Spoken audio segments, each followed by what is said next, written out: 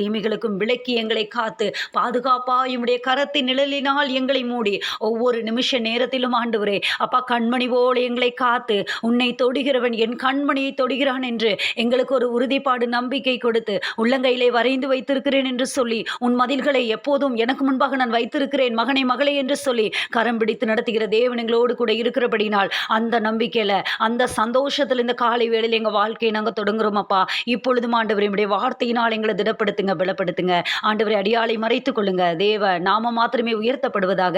தேவ ஆவியானவர் நீர் பேசுவீராக. எங்கள் இருதயங்கள் தொய்ந்து போன எங்களுடைய இருதயங்கள் ஆறுதலற்ற எங்கள் இருதயங்கள் என்ன வார்த்தையை நீங்க தருவீரோ என்று அவளோடு காத்து கொண்டிருக்கிற அந்த இருதயங்கள் எல்லாம் ஆற்றப்படட்டும் தேற்றப்படட்டும். ஆவியானவரே நீர் பேசும்போது மாத்திரம்தான் எங்களால் ஆற்றப்பட முடியும். மனுஷ வார்த்தைகள் அல்ல ஆண்டவரே, உங்க வார்த்தைகள் ஆவியானவருடைய வார்த்தைகள் வரும்போது சபைக்கு ஆவியானவர் பேசும்போதுதான் இருதயம் என்ன ஆகும்னு சொன்னா அது தொய்ந்து போன இருதயம் ஆறுதல் அடையும். அந்த ஆறுதல் எங்களுக்கு உங்க வார்த்தையில கடந்து வர அப்பா எங்களை முழுவதுமாய் தாழ்த்தி ஒப்பு கொடுக்கிறோம். சகல துதிகன மகிமையெல்லாம் உமக்கு ஏறெடுக்கிறோம் இயேசு கிறிஸ்துவின் நாமத்தில் பிதாவே ஆமென் ஆமென். இந்த காலை வேளையிலே கர்த்தர் நம்மோடு கூட பேசவிருக்கிறதான வார்த்தை 2 கொரிந்தியர் 4வது அதிகாரம் 8வது வசனம். கொரிந்தியருக்கு எழுதின 2ஆம் நிருபம் 4வது அதிகாரம் 8வது வசனத்திற்கு நேராக நம்ம எடுத்துக்கொள்ளலாம்.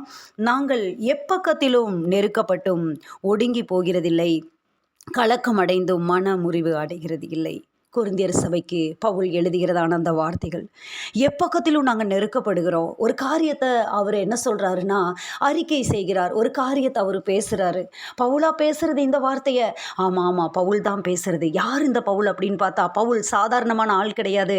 கமாலியலின் பாதத்தின் அருகே அமர்ந்து எல்லா ஞானத்தையும் பெற்றுக்கொண்ட ஒரு தேறின ஒரு மனுஷன், வெரி டேலண்டட் பர்சன். அவர் பேசுகிறாரு. மிகுந்த பாருங்க அவருக்கு குடியுரிமை கிரேக்க அந்த நீர் ரோமனா அப்படின்னு கேட்கும்போது அந்த ஒரு இடத்துல அவரை பிடிச்சிட்டு போயிடுவாங்க. அவர் சுவிசேஷத்தை அறிவித்தது நிமித்தமா. அப்போ அந்த தேசாதிபதிகள் கேட்கும்போது நான் மிகுந்த திரவியத்தினால இதை சம்பாதித்தேன் அப்படின்னு சொல்லி அவர் சொல்லுவார் அந்த தேசாதிபதி. ஆனால் பவுல் சொல்கிற அந்த வார்த்தை நான் இந்த ஸ்லாக்கியத்திற்குரியவனாக பிறந்தேன் அப்படின்னா அந்த ரோமன் கவர்மெண்ட்டில் அவருக்கு அந்த குடியுரிமை அந்த காரியங்கள் இருந்தது. அப்படிப்பட்ட ஒரு பயங்கரமான ஒரு நல்ல மனுஷன், அப்படி ஒரு கணம் பொருந்திய ஒரு மனுஷன், பெரிய ஆள். ஆண்டவருடைய அந்த காணியாட்சிக்குள்ளே உள்ளுக்குள்ளே வந்தோன்னே கிறிஸ்துவை இயேசுவே கிறிஸ்து என்று பிரசங்கிக்க ஆரம்பித்தோன்னே சில பாடுகளுக்கு நேராக பிரச்சனைகளுக்கு நேராக உபத்திரவங்களுக்கு நேராக கடந்து போகும்போது சுவிசேஷத்தின் நிமித்தமாக அவர் பட்ட அந்த பாடுகளெல்லாம் பார்த்தீங்கன்னா மிகப்பெரியதான பாடுகள். ஒரு இடத்துல சொல்லுவார் கிறிஸ்துவின் அடையாளங்களை சரீரத்திலே நான் வைத்து கொண்டிருக்கிறேன் அப்படின்னு. அந்த கிறிஸ்துவின் அந்த சிலுவைக்குரிய அந்த பாடுகளை நான் அதில் கொஞ்சமானதை நான் சுமந்திருக்கிறேன் என்று சொல்லி அப்படிப்பட்ட ஒரு மனிதன் இந்த காலை வேளையிலே சொல்லக்கூடிய அந்த வார்த்தையை தான் நம்ம தியானிக்க போகிறோம். எப்பக்கத்திலும் நெருக்கப்பட்டும் ஒடுங்கி போகிறதில்லை. எல்லா பக்கத்திலும் எனக்கு பிரச்சனை, எல்லா பக்கத்திலும் எனக்கு பிரச்சனை. எங்களுக்கு நிறைய பிரச்சனை இருக்குது. பவுல் சொல்கிறாரு, சொல்ல அவர் வெட்கமே படலை. அவர் சொல்ல ஐயோ என்ன நினைப்பாங்க நம்மளை குறித்து, மகா பிரதான அப்போஸ்தலரிலும் நானொன்றும் குறைவானவன் அல்ல அப்படின்னு சொல்லிட்டு அவர் சொல்லக்கூடிய அந்த வார்த்தைகளை நம்ம பார்க்க முடியும். ஒரு இடத்துல பார்க்கும்போது அவர் சொல்லுவார், நீ ரோமராகி எங்களை நீங்கள் எதுவுமே விசாரிக்காமல் உள்ள காவலில் வச்சுட்டு நீங்கள் அப்படியே நீங்கள் அனுப்பலாமா அப்படின்னு இந்த வார்த்தையை கேட்டோன்னே அந்த சிறையை வச்சவங்களே பயப்படுவாங்க. உடனே அந்த அதிபதி பேசி இவங்களோட காம்ப்ரமைஸ் ஆகி வெளியில் அவர்களை கூட்டிகிட்டு வர அந்த காரியங்கள் எல்லாம் பார்க்க முடியுமா? அப்போ அப்படிப்பட்ட அந்த பவுல் தன்னை குறித்ததான காரியங்களை வெளிப்படுத்த அவர் வெட்கப்படலை. அவர் சொல்கிறாரு, எப்பக்கத்திலும் நெருக்கப்படுகிறோம், ஆனால் நாங்கள் என்ன பண்ணல அப்படின்னு சொன்னால் ஒடுங்கி போக மாட்டோம். இதுதான் ஒரு தேவ பிள்ளையினுடைய ஒரு கிருபை. இதுதான் தேவ பிள்ளைகளுடைய கிருபை. நெருக்கங்கள் உபத்திரவங்கள் பாடுகள் தேவ பிள்ளைகளுக்கு இருக்குது. ஆமாம் கண்டிப்பாக இருக்குது. பாருங்க, கலக்கம் அடைந்தும் மனமுறிவு அடைகிறதில்லை. கலக்கங்கள் வருகிறது. சில நேரத்தில் கலக்கம் குழப்பம் வேதனை மனசுக்குள்ளே இந்த காலை வேளையிலே கேட்டுக்கொண்டிருக்கிற உங்களுடைய வாழ்க்கையிலே ஆண்டவர் பேசுவாராக. அந்த கலக்கத்திற்குண்டான காரியத்தின் வேர் முதலாக இல்லாதபடி பட்டு போக செய்வாராக. சில கலக்கங்கள் என்ன செய்யுது அப்படின்னு சொன்னால் நம்முடைய வாழ்க்கையில் இருக்குது. ஆனால் ஒரு நாளும் நம்ம என்ன செய்யக்கூடாது, மன முறிவு அடைகிறதற்கு நேராக, அதாவது என்ன சொல்கிறது, மனமுறிவு அப்படின்னா டிப்ரெஷனுக்குள்ளே நம்ம போயிடக்கூடாது. கலக்கங்கள் இருக்கலாம், பாடுகள் இருக்கலாம், கலக்கங்கள் இருக்கலாம், பிரச்சனைகள் இருக்கலாம். ஆனால் அந்த மனமுறிவு அந்த டிப்ரெஷன் அப்படிங்கிற அந்த ஒரு ஸ்டேஜுக்குள்ளே போயிடக்கூடாது. இன்றைக்கி அநேகருடைய வாழ்க்கையை பாருங்கள், அப்படியே திரும்பி பார்த்தா அநேகருடைய வாழ்க்கையிலே நல்ல நல்ல காரியங்கள் அவர்களுக்கு கொடுக்கப்பட்டிருக்கும். எந்த விதமான ஒரு கஷ்டமுமே இருக்காது. ஆனால் அவர்கள் போய் உட்கார்ந்துருப்பாங்க, சைக்காலஜிஸ்ட்கிட்ட போய் உட்கார்ந்துருப்பாங்க. ஆமாம், 2 சிட்டிங் போயிட்டு சிஸ்டர், இன்னொரு சிட்டிங் நான் போகணும். ஆனால் என்னன்னே தெரியல.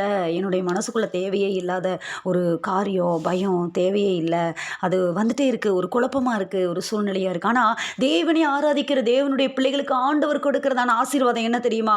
ஏசாயா 26:3 இப்படியாக சொல்கிறது, உம்மை உறுதியாய் பற்றி கொண்ட மனதையுடையவன் உம்மையே நம்பி இருக்கிறபடினால உங்களை மட்டுமே பார்க்கக்கூடிய ஒரு வாழ்க்கை, இயேசுவை மட்டுமே பார்த்து வாழக்கூடிய ஒரு வாழ்க்கை.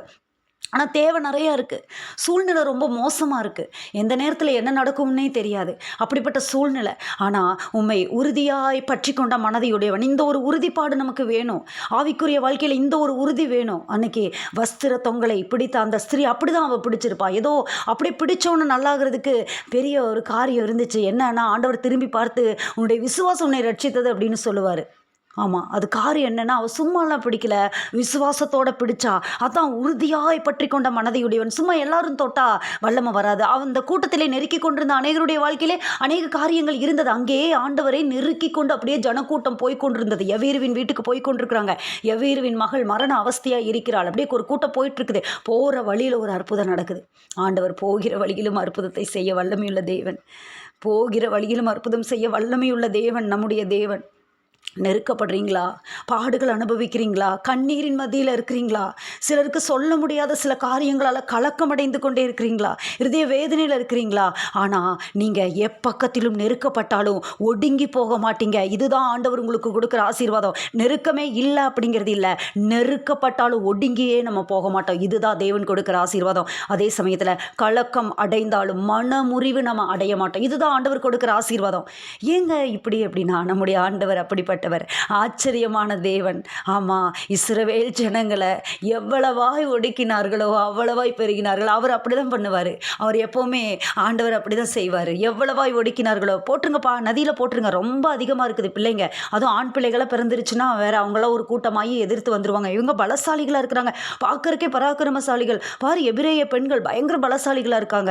இவங்க அப்படியே பிள்ளைகளை அசால்ட்டாக பெற்று போட்டு இவ்வளோ வேலை செய்கிறாங்க, கஷ்டப்படுறாங்க, ரொம்ப இதாக இருக்காங்க. இந்த ஜனம் என்ன இவ்வளோ பலத்து இருக்காமா? காண்டா மிருகத்திற்கு ஒத்த பலன் அந்த ஜனத்துக்கு இருக்குது. அந்த ஜனத்தை ஒன்றுமே செய்ய முடியாது. அந்த ஜனத்துக்கு விரோதமாக வரவன் அவன் தான் நொறுங்கி போவான். இந்த களின் மேல் மோதுகிறவன் அவன் நொறுங்கி போவான். ஒன்றுமே நடக்காது. சபையே, உனக்கு விரோதமாக வருகிற காரியங்களை ஆண்டவர் நொறுக்கி போடுகிற வேலை இது, நொறுக்கி போடுகிற நேரம் இது. உங்களுக்கு விரோதமாக உருவாக்கப்படும் எந்த ஆயுதங்களும் வாய்க்காதே போகும். உங்களுக்கு விரோதமாக நியாயத்தில் எழும்பும் எந்த நாவையும் நீ குற்றப்படுத்துவாய். கர்த்தருடைய ஊழியக்காரர்கள் சுதந்திரம் என்னால் உண்டான அவர்களுடைய நீதி என்று ஆண்டவர் சொல்கிறார். நம் ஒவ்வொருவரையும் ஆண்டவர் அப்படியாக தான் பார்க்கிறார். ஊழியக்காரியாக பார்க்கிறார். ஏனென்றால் 2 பேதுருவை நம்ம வாசிப்போம் 9வது அந்த வசனத்தில் பாருங்க. 2 பேதுரு 2:9 அந்தகாரத்தின் ஆச்சரியமான ஒளியினிடத்திற்கு வரவழைத்தருடைய புண்ணியங்களை அறிவிக்கும்படி நம்ம எல்லாத்தையும் ஆண்டவர் ராஜரிக கூட்டமாக மாற்றி வைத்திருக்கிறார், ஊழியர்களாய் மாற்றி வைத்திருக்கிறார். அதனால நமக்கு விரோதமாய் வருகிற காரியங்கள், நெருக்கங்கள், பாடுகள் அதுதான் வெக்கப்பட்டு ஓடுமே ஒழிய நம்மை அது ஒன்றும் செய்துவிட போவது இல்லை. நெருக்கங்கள், எதற்கு இந்த நெருக்கங்கள்? ஏன் நெருக்கத்தில் கொடுக்காமே இருக்கலாம்ல? ஆமாம், நெருக்கங்கள் வரும்போது தான் அவனுடைய காரியங்கள் வெளிப்பட ஆரம்பிக்கும். நெருக்கத்தில் தான் ஒரு மனுஷனுடைய காரியங்கள் வெளிப்படும். பாருங்கள், சைக்காலஜிஸ்ட் டெஸ்ட் பண்ணுவாங்க சில காரியங்கள். பாருங்கள், க்ரைமில் சைக்காலஜிஸ்ட்னு ஒரு பார்ட் இருக்கான். அவங்க குற்றவாளிகளை கண்டுபிடிக்கிறதுக்கு என்ன செய்வாங்களாம், சைக்காலஜிஸ்டோட துணையும் வேணும் அப்படின்னு சொல்லிட்டு பெரிய பெரிய குற்றங்கள்லாம் அவங்கள கூட வச்சுக்குவாங்களாம். அவர்களை என்ன பண்ணுவாங்களா, அவங்களுடைய தாய்மொழியை கண்டுபிடிக்கிறதுக்குரிய காரியத்தில் பாருங்கள், அவங்க ரொம்ப வேதனையில் இருக்கும்போது தாய்மொழி வெளிப்படுமா. ஆமாம், அப்படி பாருங்கள்.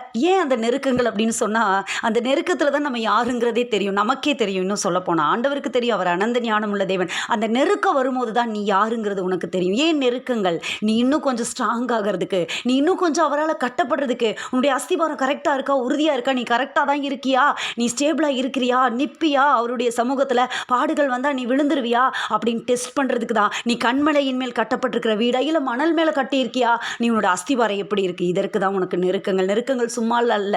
யோபுவினுடைய வாழ்க்கையிலே வந்தது. போய் ஆண்டவர்கிட்ட சாத்தான அனுமதி கேட்கிறான். அவருடைய அனுமதி இல்லாமல் நம் வீட்டிலே ஒன்றையும் தொட முடியாது. இன்னைக்கு நினச்சிக்கோங்க, நம்முடைய தலைமயிரை எண்ணி வைத்திருக்கிறார். சும்மாலாம் எழுதப்படலை இந்த வார்த்தைகள் வேதத்தில், சும்மா எழுதப்படலை. ஆமாம், ஆண்டவர் என்ன பண்ணுறாரா, தலைமயிரையெல்லாம் எண்ணி வைத்திருக்கிறார் என்று வேதம் சொல்லுகிறது. ஆமாம், அது ஒன்றும் எந்த காரியமும் நம்மை சேதமாக்குவதில்லை. அப்போ அனுமதி கேட்கிறான், அனுமதி அங்கே கொடுக்கப்படுகிறது, மறுக்கப்படவில்லை, அனுமதி கொடுக்கப்படுகிறது. ஆனால் யோபுவினுடைய தாவீதினுடைய வாயிலிருந்து வந்த வார்த்தை என்ன தெரியுமா? கர்த்தர் கொடுத்தார், கர்த்தர் எடுத்தார். அல்லேலூயா. நெருக்கத்திலே ஒருவனுடைய உண்மையான வார்த்தைகள் வெளிப்படும். அங்கே யோபு எப்படி சொன்னாருன்னா, கர்த்தர் கொடுத்தார், கர்த்தர் அழித்தார் என்று சொல்லவில்லை. கர்த்தர் கொடுத்தார், கர்த்தர் எடுத்தார். அவர் கையில் இருக்குது. முதல்ல என்கிட்ட இருந்துச்சு, இப்போ அவர் அதை வச்சிட்டு இருக்காரு. அவர் எடுத்தார், அவர்கிட்ட இருக்குது. அவர் எடுத்தாருன்னா அவர் என்ன செய்வார் தெரியுமா? அதை ரெட்டிப்பா மாற்றி மறுபடியும் அவர் கொடுத்தார். சத்துரு அங்கே பார்க்கிறான், அவன் வெட்கப்பட்டு போகிறான். நெருக்கங்கள் எதற்கு அனுமதிக்கப்படுகிறது? நெருக்கங்கள் எதற்கு அனுமதிக்கப்படுகிறது? இன்னும் அடுத்த ஸ்டேஜுக்கு போக பவுல் சொல்கிறார், எப்பக்கத்திலும் நெருக்கப்பட்டாலும் நான் ஒடுங்கி போகிறதில்லை. நாங்கள் ஒடுங்க மாட்டோம். கலக்கம் அடைகிறோம், கலக்கங்கள் வருகிறது, எங்கள் வாழ்க்கையில் வேதனை வருகிறது. அடுத்த நேரத்துக்கு என்ன பண்ண போகிறோம்? ஐயோ, இந்த சூழ்நிலைக்கு என்ன பண்ண போகிறோம்? இன்னும் சில காரியங்கள் நடக்கலையோ, ஐயோ வேலை காரியங்கள் சரியாக இல்லையே, அடுத்த மாதத்துக்கு நான் என்ன பண்ண போகிறேன்? என்னுடைய வாழ்க்கைக்கு அடுத்த தேவைகள் அப்படியே முன்னாடி நிற்குதே, சில காரியங்கள் அப்படியே நிற்குதே, இந்த தேவை இப்படியே நிற்குதே, நான் எப்படி இதை சரி பண்ண போகிறேன்? எனக்கு தெரியலையே, நான் என்ன செய்ய போகிறேன்? கலக்கம் அடைந்தாலும் மனமுறிவு வரல. நான் டிப்ரெஷனுக்குள்ளே போக மாட்டேன். ஏன்னு சொன்னால் எனக்கு தெரியும், நான் ஆராதிக்கிற தேவன் தப்புவிக்க வல்லவர். அவர் தப்புவியாமல் போனாலும் அல்லேலூயா, நாங்கள் வேறு எதையும் சார்ந்து கொள்ள மாட்டோம். தெரியும் அவருக்கு எப்போ செய்கிறதுன்னு தெரியும், ஏன் செய்யணும்னு தெரியும். அவர் கொஞ்சம் நேரம் டிலே பண்ணுறாரு அப்படின்னா அந்த டிலே எனக்கு தான் அது டிலே. ஆனால் அவர் ஏற்ற நேரத்தில், ஏற்ற வேளையில், ஏற்ற நேரத்தில் அவர் செய்வார். அவர் போகிற வழியில், யவீருவின் வீட்டுக்கு போகிற வழியில் இவள் அந்த பெரும்பாடுள்ள ஸ்திரீ சுகம் பெற்றுக் கொள்கிறாள். வழியில் ஒரு காரியம் நடக்குது. யவீருவின் வீட்டிலேருந்து ஒருத்தங்க வராங்க. இனி நீ போதகரை வருத்தப்படுத்தாத, விற்று, ஏன்னா உன் மகள் இறந்து விட்டாள். அப்படியே பார்க்குறான், ஆண்டவரேன்னு பார்க்குறான். அவனுடைய அந்த இருதயத்தை அவர் படித்தார். நீ விசுவாசம் உள்ளவனாயிரு. ஆண்டவர் நமக்கு சொல்கிற வார்த்தை அதுதான். இந்த நெருக்கத்திலே கொஞ்சம் நீங்கள் விசுவாசம் உள்ளவர்களாக இருங்க. பாடுகள், உபத்திரவங்கள் உங்களை அப்படியே அமிழ்த்தி போட ஒப்பு கொடுக்காதீங்க. இந்த காரியத்தில் தான் அநேகர் தவறுறாங்க. இந்த உபத்திரவத்தின் பாதையை கடந்து தான் கானானுக்குள்ளே நம்ம போகணும். சில நேரங்களில் இந்த உபத்திரவங்களில், நெருக்கங்களில் சிலர் அப்படியே நின்று கொண்டு இருப்பதனால தான் ஒரு தவறான கருத்து வெளியில் பரவுது. கிறிஸ்தவங்க அப்படின்னாலே, இந்த சிலுவையை சுமக்கிற இயேசுவை கும்பிடுறவங்க அப்படின்னாலே அவங்க பாடுகள் படுவாங்கன்னு ஒரு தவறான கருத்து. இல்லை, ஏன் அப்பா நம்மளை இந்த உபத்திரவத்தின் பாதையில் நடத்துகிறாரு அப்படின்னு சொன்னால் பாருங்க, இஸ்ரவேல் ஜனங்களுக்கு ஆண்டவர் இந்த வார்த்தையை சொல்லுவார், உன் பின் நாட்களில் உனக்கு நன்மை உண்டாயிருக்கும்படி உன்னை சிறுமைப்படுத்தி, உன்னை சோதித்து, இந்த பெரிய வனாந்தர வழியாய் உன்னை அதிசயமாய் நடத்தி வந்த கர்த்தரை நீ துதித்து கொண்டாடும்படிக்கு தான் இந்த பாடுகள் உனக்கு. நீ ஒரு நாளைக்கு சொல்ல போகிற, இளைப்பாறுதலின் தேசத்தில், இளைப்பாறுதலின் பூமியில், ஓ நான் உபத்திரவப்பட்டது எனக்கு நல்லதுப்பா, நல்லது, இந்த நெருக்கங்கள் நல்லது, இந்த உபத்திரவங்கள் நல்லது. இந்த நெருக்கங்கள் மாத்திரம் எனக்கு இல்லாமல் இருந்தால் நான் எப்படியோ போயிருப்பேன், என்ன மாதிரியோ போயிருப்பேன். உபத்திரவப்பட்டது நல்லதுன்னு நீ சொல்ல போற. ஒருவேளை உன்னை சுற்றிலும் சில சமாதானங்கள் இருந்தால், சாலமோனுக்கு இருந்தது. சாலமோனை ஆண்டவர் தன்னுடைய மகன் என்று சொன்னார். என்னுடைய குமாரன் எயதியா என்று பெயர் வைத்தார்களாம். அவனுக்கு கர்த்தர் நிமித்தம் அவனுக்கு எயதியா என்று பெயர் வைக்கப்பட்டது. நாத்தான்வேல் தீர்க்கதரிசி பாருங்க. ஆனால் அங்கே நடந்த காரியம் என்ன? சுற்றிலும் சமாதானம். ஆண்டவர் அந்த ஆலயத்தை கட்டும்படி சமாதானத்தை கொடுத்தார். சாலமோன்னாலே சமாதானம். ஆனால் நடந்த காரியங்கள் என்ன? அப்படியே அந்த சமாதானத்துக்குள்ளே இருந்து என்ன நடந்தது? அப்படியே அந்நிய ஜாதியான பெண்களை கொண்டு அவர்கள் நிமித்தமாக சோரம் போய் அவ்வளோதான். தரிசனம் முடிந்தது, ஓட்டம் முடிந்தது. விசுவாச வீரர்களுடைய பட்டியலில் சாலமோனுடைய பெயர் இல்லை. அப்போ அங்கே அவன் காணப்படவில்லை. அவனுடைய ஓட்டம் முடிந்தது, அவ்வளோதான், வேறு விதமாய் முடிந்தது. அப்போ நெருக்கங்கள், பாடுகள் எதற்கு? சிலருடைய வாழ்க்கையில் பாருங்கள், சிலர் உபத்திரவத்தின் பாதையில் நடந்துகிட்டே இருப்பாங்க, பாடுகள் பட்டுகிட்டே இருப்பாங்க. எத்தனை நாளைக்கு ஆண்டவர், எத்தனை நாளைக்கு? ஆனால் வெளிப்படுத்தின விசேஷம் சொல்கிறது 10 நாள் உபத்திரவப்படுவீர்கள். 10 நாளைக்கு நெருக்கங்கள், பாடுகள் அது இருக்கும். ஆனால் அப்படியே கண்டினியூவாக உங்களுக்கு இருக்காது. ஆண்டவர் அதில் இளைப்பாற பண்ணுவார். தாவீதை பாருங்க, இந்த வார்த்தைக்கு மிக பொருத்தமான ஒரு ஆள் யார் பழைய ஏற்பாட்டு பகுதியில்னு பார்த்தா தாவீது. அதனால தான் தாவீதின் குமாரனேன்னு கூப்பிட்டோன்னு அவர் அப்படியே நிற்பார். குருடர்கள் எல்லாரும் அதட்டுவாங்க, நீ பேசாதன்னு சொல்லி. அந்த பர்த்திமேயு குருடன், 2 குருடர்கள் என்று சுவிசேஷ புத்தகத்தில் அப்படி எழுதப்பட்டிருக்கும். அந்த குருடர்கள் தங்களுடைய சத்தத்தை உயர்த்தி எனக்கு பார்வையடையணும்னு சொல்லும் போது எல்லாம் அதட்டுவாங்க. ஆனால் அவங்க ஒன்று கூப்பிடுவாங்க, தாவீதின் குமாரனின்னு கூப்பிட்டோன்னு அப்படி நின்றுவார். ஏன்னா தாவீதின் குமாரனே அந்த வார்த்தைக்கு ரொம்ப பவர்ஃபுல்லான வார்த்தை. தாவீதின் சிங்காசனத்திலே தாவீதின் தெருவுகோலை உடையவர். பாருங்க எப்படிப்பட்ட காரியங்கள். தாவீதின் குமாரன், ஹல்லேலூயா. ஆபிரகாமின் குமாரனாகிய தாவீதின் குமாரனாகிய அத்தனை பேர் இருக்கிறாங்க. ஏன் அந்த ஆபிரகாமின் குமாரனாகிய தாவீதின் குமாரனாகிய இயேசு கிறிஸ்துவின் வம்ச வரலாறு வேறு யாருமே எடுக்கலையா? வேறு யாருமே இல்லை. அவங்கள சூஸ்டு பீப்புள், அவங்கள ஆண்டவர் தேர்ந்தெடுத்தார். ஏன்னா அவங்க பின்னாடி பெரிய காரியங்கள் இருக்குது. ஒருவனாக இருக்கையில் அந்த ஆபிரகாம், அந்த ஆடுகளின் பின்னே அலைந்த அந்த தாவீது அவங்கள ரொம்ப பிடிச்சிருச்சு. ஆமாம், இருதயத்திற்கு ஏற்றவன். ஏன் எப்பக்கத்திலும் நெருக்கப்படுகிற அந்த காரியத்திற்கு மிக சிறந்த உதாரணம் தாவீதை பாருங்க. தாவீதுக்கு ஒரு சரியான ஒரு காரியம் இல்லை. காடு மேடு வனாந்தரம் அலைச்சல் கண்ணீர் குழி மரண இருளின் பள்ளத்தாக்கு. ஆனாலும் தாவீதுக்கு அப்பப்போ ஆண்டவர் ஹல்லேலூயா கர்த்தரின் மேய்ப்பராய் இருக்கிறார், கர்த்தரின் மேய்ப்பராய் இருக்கிறார். பசுமையான நீர் நிறைந்த இடங்களில் இளைப்பாற செய்கின்றார் இயேசு. பசுமையான மேய்ச்சலுள்ள இடங்களில் இளைப்பாற செய்கின்றார் இயேசு. ஆமாம், பசுமையான இடத்திலே அப்படியே நடத்தி கொண்டு போகிற அந்த சூழ்நிலைகள் தாவீதினுடைய வாழ்க்கையிலே பக்கத்திலும் நெருக்கம்தான், சூழ்நிலை தான், மோசமானது தான். ஆனால் ஒடுங்கி போக முடியல, தாவீதால் ஒடுங்க முடியல. ஏன்னா உள்ளுக்குள்ளே இருக்கிற ஆவி அப்படி ஒடுங்கின ஆவிக்கு பதிலாக துதியின் உட அவனுக்கு இருந்தது. ஒடுக்கப்படுகிற சூழ்நிலைகள் தான் இன்றைக்கு நம்முடைய வாழ்க்கையிலே ஒடுக்கப்படுகிற சூழ்நிலைகளுக்கு உள்ளாக தவித்து கொண்டிருக்கிற இந்த நேரத்திலே கர்த்தருடைய ஆவியானவருடைய வார்த்தை நமக்கு நேராக வருகிறது. நெருக்கப்படுறீங்களா? அந்த நெருக்கத்தை நான் மாற்றுவேன். 120வது சங்கீதத்தில் 1வது வசனத்தை பாருங்க. நெருக்கத்திலிருந்து கர்த்தரை நோக்கி நான் கூப்பிட்டேன், அவர் எனக்கு செவி கொடுத்தார். என்னங்க, மற்றவங்களுக்கும் கிறிஸ்தவர்களுக்கும் தேவனை உடையவர்களுக்கும் கிறிஸ்துவை உடையவர்களுக்கும் என்ன வித்தியாசம்னா, அவர்களுடைய நெருக்கத்திலே அவர்களுக்கு கூப்பிடும்போது பதில் இல்லை. ஆனால் நமக்கு நெருக்கத்திலிருந்து கூப்பிட்டு அதோ நான் இருக்கேன், இதோ நான் இருக்கேன். மேரிபாவின் தண்ணீரிடத்திலே சோதித்து அறிந்தேன், இடி முழக்கம் உண்டாகும் மறைவிடத்திலிருந்து உனக்கு உத்தரவு அருளினேன்.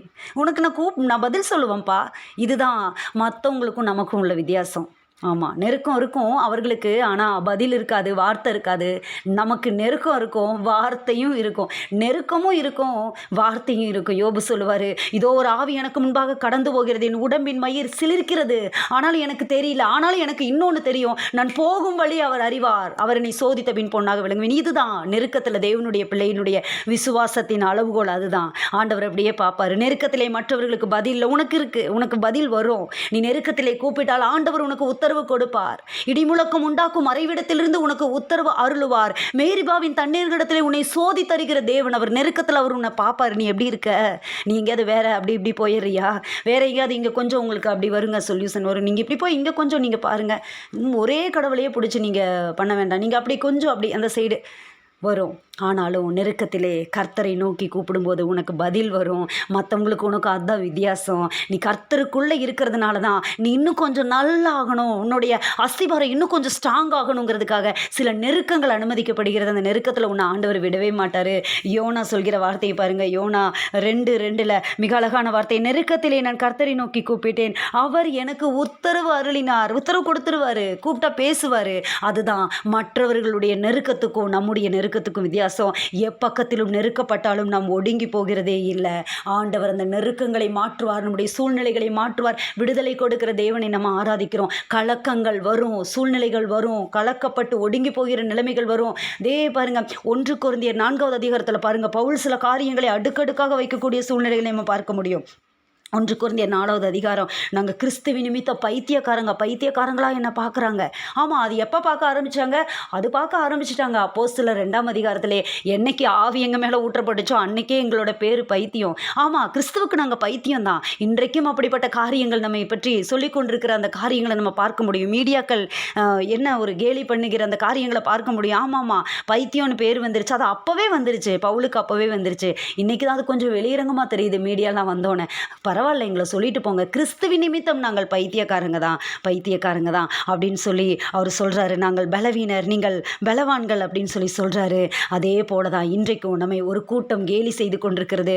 ஆனால் அவர்களுக்கு தெரியாது, நம்ம எப்பக்கத்திலும் நெருக்கப்பட்டாலும் ஒடுங்கி போக மாட்டோம். எத்தனை பிரச்சனை வந்தாலும் நம்ம நிற்போம். காற்று அதன் மேல் மோதி அதன் மேல் வீசி புயல் வந்தாலும் நம்ம என்ன நிற்போம்னா, இந்த வீடு கண்மலையாகிய கிறிஸ்துவின் மேல் அஸ்திபாரம் போடப்பட்டதுனால இது உறுதியாக நிற்கும். காற்றுக்கு சந்தேகம் வந்துடும், என்னடா இது நம்ம இப்படி அடிக்கிறோம், விழ மாட்டேங்குது. ஆமாம், எப்படி விழுகும்? செருபாபேலுக்கு முன்பாக நீ சமபூமியாவாய், பெரிய பர்வதமே நீ ஏமாத்திரம். எந்த பெரிய பர்வதம் வந்தாலும் செருபாபேலுக்கு ஒன்றுமே செய்ய முடியாது. ஏன்னா செருபாபேலோடு கூட இருக்கிறவர் ஹல்லேலூயா, அவர் பெரியவர். அதனால ஒன்றுமே செய்ய முடியாது. இந்த கல்லின் மேல் மோதுகிறவன் அவன் நொறுங்கி போவான், அவனை ஒன்றுமே செய்ய முடியாது. எப்பக்கத்திலும் நெருக்கப்பட்டாலும் ஒடுங்கி போவது இல்லை, கலக்கம் அடைந்தாலும் மன முறிவு அடைகிறது இல்லை. இந்த காலை வேளையிலே அநேகருடைய இருதயங்களை ஆண்டவர் ஆற்றிக்கொண்டிருக்கிறார். உங்கள் நெருக்கங்கள் கூடிய சீக்கிரமே மாறும். உங்களுடைய பிரச்சனைகள் கூடிய சீக்கிரம் மாறும். எதற்காக நீங்கள் கலங்கி கொண்டிருக்கிறீங்களோ, கண்ணீர் சிந்தி கொண்டிருக்கிறீங்களோ, அந்த சிங்க கெபிக்குள்ள ஒரு நாள் முழுவதும் இரவு முழுவதும் தானியேல் என்ன செய்திருப்பார் அப்படின்னு சொன்னால், 3 வேளை ஜெபித்த அந்த தானியேல் முழு இரவு ஜெபம் நடத்தியிருப்பார். உண்மையா சிங்கத்தினுடைய வாயை தூதனை அனுப்பி ஆண்டவர் கட்டி போட்டார். அங்கே சிங்கத்தின் கெபிக்குள்ள சாதாரணமாக இருக்காது, துர்நாற்றங்கள் காரியங்கள் இருந்திருக்கும். ஆனாலும் முழு இரவு நேரம் நீ என்னை 3 வேளை ஜெபிச்சதுக்கு தானே கட்டி போட்ட, இங்கே நான் முழு இரவு ஜெபிக்கிறேன்னு சொல்லி ஜெபம் பண்ணிக்கொண்டே இருக்கும்போது தான் அந்த ஸ்பிரிட் பாருங்க தாமதிக்காம ராஜாவே நீர் வாழ்க அப்படின்னு சொல்லி அங்கே பதில் வருகிறது. காலையில் நேரத்தில் எந்திரிச்சு வந்து அந்த ராஜா தரியு ராஜா அப்படியே சிங்க கெபிக்கிட்ட வந்து அவருக்கு தூக்கமே வரல. இங்கே தானியேலுக்கும் தூக்கம் இல்லை, ராஜாவுக்கும் தூக்கம் இல்லை. வித்தியாசம் என்னன்னா, தானியேல் முழியரவு ஜெபம் பண்ணிட்டு இருக்கிறாரு, அங்கே ராஜா ரொம்ப கலங்கிட்டு இருக்காரு. அவங்க 2 பேரும் சந்திக்கிறாங்க.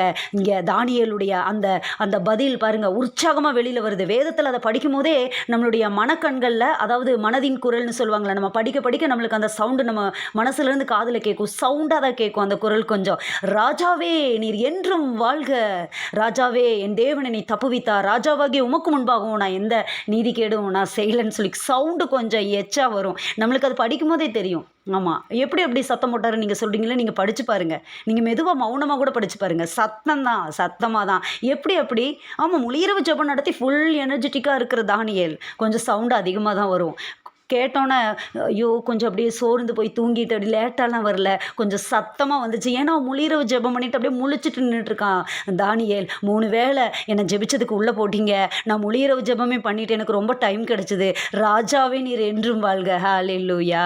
அப்படி தான் தேவனுடைய பிள்ளைகளை நம்முடைய வாழ்க்கையில் சில நேரங்களிலே ஆண்டவர் இந்த நெருக்கத்திலே சில காரியங்களை கற்றுக் கொடுப்பார். நெருக்கத்திலே சில காரியங்களை நம்மளால் கற்றுக்கொள்ள முடியும். ஆமாம், எல்லாமே இருக்கும்போது, எல்லா சூழ்நிலையும் இருக்கும்போது கற்றுக்கொள்ள முடியாத சில காரியங்களை நெருக்கத்தின் மத்தியிலே ஆண்டவர் நமக்கு கற்றுக் கொடுக்க அவர் வல்லமையுள்ள தேவனாய் இருக்கிறார். சில நெருக்கங்கள் நம்மை தேவ சமூகத்திலே தேவ அந்த ஞானத்தினாலே நிரப்பக்கூடியதாக இருக்கிறது.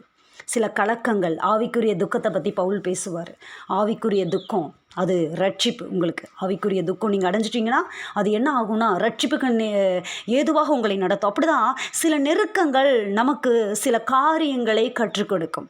அப்படியே கொஞ்சம் நம்ம வாழ்க்கையில் திரும்பி பார்த்தோம்னா, நம்ம சந்தித்து தாண்டி வந்த பிரச்சனைகளை நினச்சா, அப்பாடா நானா இதெல்லாம் தாண்டி வந்தேன், தீயையும் தண்ணீரையும் கடந்து வந்தோம், செழிப்பான இடத்துல எங்களை கொண்டு வந்து விட்டீர் அப்படின்னு சொல்கிற மாதிரி எத்தனை பிரச்சனைகள் நம்ம தாண்டி இருப்போம் இல்லை? எத்தனை பிரச்சனைகள் அசால்ட்டாக அப்படியே திரும்பி பார்த்தா நம்மளுடைய வாழ்க்கையில் கண்டிப்பாக நம்ம ஒவ்வொருவருக்கு பின்னாடி இருக்கும். அதை சொல்லணும்னு உங்களை நீங்கள் சொல்லுங்கள் அப்படின்னா நீங்கள் ஒவ்வொருத்தரும் ரொம்ப நேரம் பேசுவீங்க, ஒரு நாளெல்லாம் பத்தாது.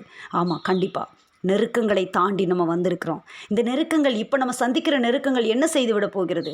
அப்போல்லாம் எனக்கு ரொம்ப நல்லா இருந்துச்சு சிஸ்டர், இப்போ என்னால் கொஞ்சம் கஷ்டமாக இருக்குது, என்னால் முடியல. இல்லை, முடியும். கர்த்தர் எனக்காக யாவையும் செய்து முடிப்பார். தேவனாலே கூடாத காரியம் ஒன்றும் இல்லை. ஏன்னா சேனையில் நம்ம மட்டும் போராடுறதில்ல, சேனைகளின் அதிபதியானவர் நம்மோடு இருக்கிறார். நம்முடைய போராட்டம் மாம்சத்தோடு இரத்தத்தோடு அல்ல, துரைத்தனங்களோட அதிகாரங்களோடு இருக்குது. அதை செய்யறதுக்கு கூட நமக்கு சப்போர்ட்டிவாக ஒரு ஆள் இருக்கிறாங்க. அந்த ஆள் ஏதோ சாதாரணமான ஆள் கிடையாது. அவர் நம்மேல் வைராக்கிய வாஞ்சையாக இருக்கிற பரிசுத்த ஆவியானவர். இந்த நேரத்தில் தான், இந்த நெருக்கத்தின் நேரத்தில் தான் விண்ணப்பங்களின் ஆவி ஊற்றப்படும் நம்ம மேலே. ஆண்டவர் விண்ணப்பங்களின் ஆவியை ஊற்றுவார். அதிகமாக ஜெப நேரங்களை ஊற்றுவார். தேவனை தேடுகிற நேரங்கள் அதிகமாகும். தனிமேல் ஆண்டவரை தேடுவோம். சிலருடைய அந்த கண்ணீரின் ஜெபங்கள் சான்டிஃபிகேஷனுக்கு நேராக நடத்தும். பரிசுத்தமாக்குதலை தெய்வ பயத்தோடு பூரணப்படுத்த கடவும் என்ற அந்த வார்த்தையின்படி நெருக்கங்களை அனுமதித்து சில காரியங்களை ஆண்டவர் நம் வாழ்க்கையிலே உணர்த்தி காட்டுவார். ஒருவேளை சில காரியங்கள் நிமித்தமாக சில நெருக்கமான சூழ்நிலைகளுக்குள்ள வந்திருக்கலாம். லோத்துவினுடைய வாழ்க்கையிலே அவன் சூஸ் பண்ண ஒரு காரியம், கண்களை ஏறெடுத்து பார்க்கும்போது அந்த சோதோமை அவன் தேர்ந்தெடுக்க காரணம் அப்படியே கண்ணில் பார்த்து டிசைட் பண்ணுறான். ஆனால் ஆபிரகாம் அப்படி இல்லை. அவன் இருக்கிற தேசம் அது வனாந்தரமாக ஒரு அப்படியே இருந்தாலும் இல்லை இங்கே தான் இருக்கணும்னு ஆண்டவர் சொன்னோன்னு நான் இங்கே இருக்கிறேன்ப்பா. ஆனால் அவன் சூஸ் பண்ணுறது அவனுக்கு நெருக்கத்திற்கு நேராக அவனை அனுமதித்தது. லோத்துவை நெருக்கத்திற்கு நேராக அனுபவித்தது. சில நேரத்திலே நாம் முடிவெடுக்கிறதான சில சூழ்நிலைகள் நிமித்தமாக அப்படிப்பட்ட காரியங்களுக்கு நேராக நம்ம கடந்து சென்றிருக்கலாம். ஆண்டவர் அப்படிப்பட்ட காரியங்களை மன்னிப்பாராக. பரிந்து பேசுகிற இயேசு கிறிஸ்து நமக்காக பரிந்து பேசுவாராக. அந்த நெருக்கங்கள் மாறுவதாக இந்த காலை வேளையிலே பரிசுத்த ஆவியானவர் நம்மோடு கூட இடைப்பட்டு கொண்டிருக்கிறார். கலக்கங்கள் மன முறிவுக்கு நேராக உங்களை நடத்தாது. டிப்ரெஷனுக்கு நேராக போயிட மாட்டீங்க. ஆமாம், உங்களுடைய ஆவியில் ஒரு உற்சாகம், ஒரு தெளிவை உண்டாக்கி இந்த கலக்கங்கள் உண்டாகிறது. ஆவிக்குரிய துக்கம் அது மனம் திரும்புதலுக்கு நேராக நம்மை நடத்துகிறது. இந்த நாளிலே நாம் சீர்படுவோம். கொஞ்ச காலம் பாடு அனுபவிக்கிற உங்களை என்று வசனம் சொல்லுகிறது. பவுலுடைய வாழ்க்கையில் எப்படிப்பட்ட காரியங்கள் வந்தது. மனுஷருக்கும் தூதருக்கும் நாங்கள் வேடிக்கையானோம். அங்கிருந்து பரலோகம் பார்த்துட்டு இருக்குது. என்னடா என்னடா இவ்வளோ பிரச்சனை, இவ்வளோ பிரச்சனை. இவங்க எவ்வளோ அழகாக இருந்தவன், அழகாக ட்ரெஸ் பண்ணிட்டு அப்படியே குதிரையில் ஏறி அப்படியே உத்தரவை கேட்டு வாங்கிட்டு, அவங்களாம் எதுவுமே சொல்லலை. இவனா உத்தரவை கேட்டு வாங்கிட்டு தமஸ்குவில் அந்த மார்க்கத்து அமைந்த ஸ்திரீ புருஷர்களை கட்டி துன்பப்படுத்தி சிறைச்சாலையிலே போட அப்படியே குதிரையில் ஏறி ஜம்முன்னு ட்ரெஸ் பண்ணிட்டு வந்த ஒருத்தனை அந்த தமஸ்குவின் வீதியில் ஒருத்தர் சந்திச்சதுக்கு அப்புறம் என்ன பண்ணியிருக்கணும்? உலகத்தின் பிரகாரம் கிறிஸ்துவ கும்பிடுங்க, உங்களுடைய வாழ்க்கை நல்லா இருன்னு சொல்லி கூட்டிகிட்டு வரும்போது அவன் ரொம்ப பாடுபட்டு போனால் என்ன நடக்கும் அப்படிங்கிற மாதிரி. ஆனால் அதை எதற்காக அப்படின்றது தான் ஆவியானவர் இந்த காலை வேலை நம்மளுக்கு கற்றுக் கொடுக்குறாரு. எவ்வளோ நல்லா இருந்த பவுல் இப்போ என்னடா இவன் அப்படியே ஒரு கச்சையை போட்டுட்டு உருமாலை போட்டுட்டு ரொம்ப அப்படியே ஒரு நிந்தை அனுபவிக்கிற ஒரு மனுஷனா, எல்லா பக்கமும் அடி வாங்கி திட்டு வாங்கி அப்படியே அடித்து இழுத்து போட்டுடுறாங்க. செத்து போயிட்டான்னு சொல்லிட்டு பட்டணத்தை விட்டு தூக்கி போட்டுட்டாங்க. அவன் என்னடானா எந்திரிச்சு போய் அடுத்த பட்டணத்துக்கு போய் சுவிசேஷத்தை பிரசங்கம் பண்ணிட்டு இருக்கான். என்ன இது? மனுஷருக்கும் தூதருக்கும் வேடிக்கையானோம் பவுல் சொல்கிறாரு. 1 கொரிந்தியர் 4ஆம் அதிகாரத்தில் பாருங்கள், நாங்கள் மனுஷருக்கும் தூதருக்கும் வேடிக்கையாக இருக்கும். எங்களை பார்த்தா என்னடா அது அப்படின்னு சொல்லிட்டு வேடிக்கையாக நினைக்கிறாங்க. 1 கொரிந்தியர் 5:9 இப்படியாக சொல்லுகிறது, நாங்கள் மனுஷருக்கும் தூதருக்கும் வேடிக்கையாக இருக்கும். அவ்வளோ பிரச்சனை, அவ்வளோ பாடு. ஒரு இடத்துல பாருங்கள், கூடையில் வச்சு பவுலை மதில் வழியை இறக்கி விடுவாங்க. அவ்வளோ பிரச்சனை. இதே வார்த்தைக்கு மிக பொருத்தமான ஆள் தாவீது. தாவீதோட வாழ்க்கையில் பைத்தியம் மாதிரி நடிக்க வேண்டிய சூழ்நிலை. எவ்வளோ நல்ல தாவீது, எவ்வளோ அழகான சிவந்த மேனி, சௌந்தரியமுள்ள ரூபம், அழகான ஒரு வாலிபன். அவனுடைய வாழ்க்கை அழகான வாலிபன். அவன் அழகுள்ளவன், சௌந்தரியம் உள்ளவன், ராஜாவின் மருமகன். இவன் என்ன நடக்குது? பைத்தியக்கார மாதிரி சில நேரத்தில் நடிக்க வேண்டிய சூழ்நிலை.